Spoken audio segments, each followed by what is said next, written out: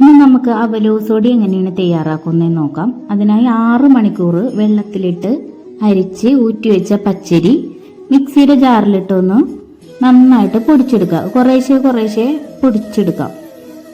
അത് ഫുള്ളും ഇതുപോലെ പൊടിച്ചെടുത്ത് ഒരു പാത്രത്തിലേക്ക് മാറ്റാം.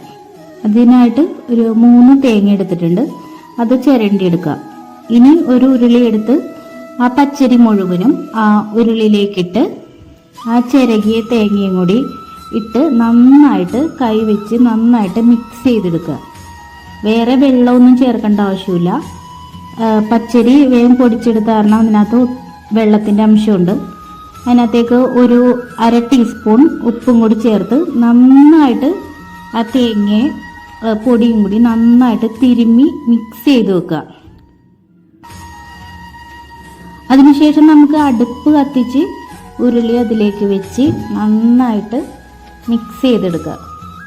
നമുക്ക് കൈ എടുക്കാതെ ഇളക്കിക്കൊണ്ടിരിക്കണം, അല്ലെങ്കിൽ അടിയിൽ പിടിക്കാനുള്ള ചാൻസ് ഉണ്ട്. ഇത് ഏകദേശം ഒരു 1.25 മണിക്കൂറായി കഴിയുമ്പോഴേ റെഡി ആവുള്ളൂ. ഇപ്പൊ ഒരു 1/2 മണിക്കൂർ കഴിഞ്ഞിട്ടുണ്ട്. കൈ എടുക്കാതെ ഇളക്കിക്കൊണ്ടിരിക്കണം. പിന്നെ ഒരു 1 മണിക്കൂർ കഴിഞ്ഞ് കഴിയുമ്പോഴേക്കും 1 ടീസ്പൂൺ ജീരകവും 1 ടീസ്പൂൺ കറുത്ത വെള്ളം ചേർത്ത് നന്നായിട്ടൊന്ന് മിക്സ് ചെയ്യുക.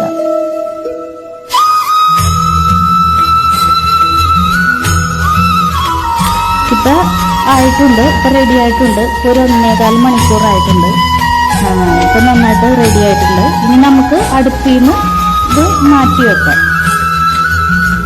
അത് കഴിഞ്ഞ് ചൂടാറി കഴിയുമ്പോൾ നമുക്ക് ശർക്കരയോ പഞ്ചസാരയോ ഒക്കെ കൂട്ടി കഴിക്കാവുന്നതാണ്.